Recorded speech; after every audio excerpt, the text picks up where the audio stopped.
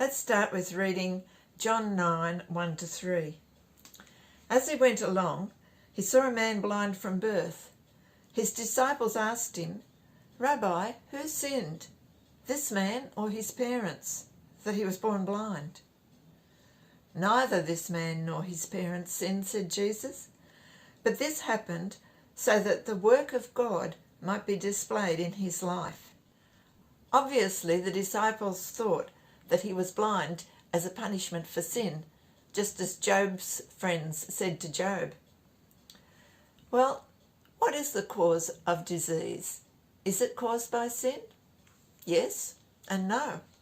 Yes, in that original sin brought the curse of sin and death upon the world, and that included ill health. Read about it in Genesis 3. Yes, in that we reap what we sow. If you abuse your body with substance abuse, if you abuse your mind with unforgiveness and tension and anxiety, then you will reap repercussions. But no, not all suffering is a result of that person's sin, as in the case here. All disease is the work of the enemy. It's part of living in the fallen world. Jesus tells us that this miracle he's about to perform is to show God's love and his compassion for people and his power over sin and sickness, his power over blindness to open blind eyes, not just physically but also spiritually, as it says in 2 Corinthians 4:4. The Satan has blinded the mind of unbelievers, and it's Jesus who can undo that blindness. Let's have a look at the video. Help me! I'm blind! Help me! Please! What are you doing? What are you doing?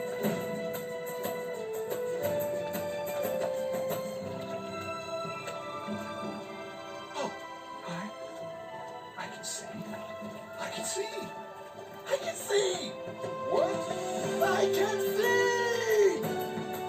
If you can see, it has been a work of God. Not this man you talk about, one we know to be a sinner. A sinner? Whether he is a sinner or not, I don't know. All I know is I was blind, and now I can see! You were cursed with blindness, and you dare teach us? Out! Get him out of the temple! Out! I can see! It's a miracle! I can see the sky, and I can see the clouds. And look, are those birds? I can see! I can see!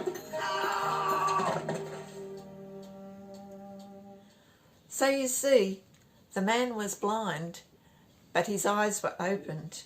Verse 32 of chapter 9 says, "No one has ever heard of opening the eyes of a man born blind. If this man were not from God, he could do nothing." This man knew that his eyes had been opened by Jesus. The Pharisees, on the other hand, were blind. Verse 39 says, Jesus said, "For judgment I've come into this world, so that the blind will see, and those who see will become blind." Some Pharisees who were with him heard him say this and asked, "What? Are we blind too?" Jesus said, "If you were blind, you would not be guilty of sin. But now that you claim you can see, your guilt remains." Their pride and their arrogance prevented them from having all the goodness that Jesus had to offer.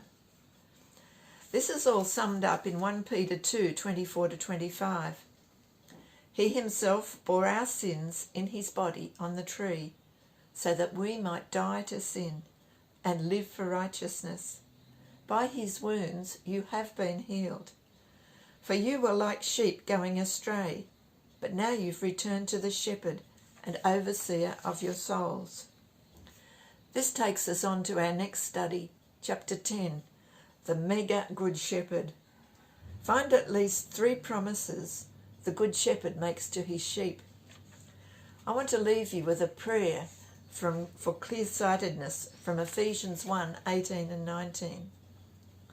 I pray also that the eyes of your heart may be enlightened, in order that you may know the hope to which he's called you, the riches of his glorious inheritance in the saints, and his incomparably great power for us who believe. Bye.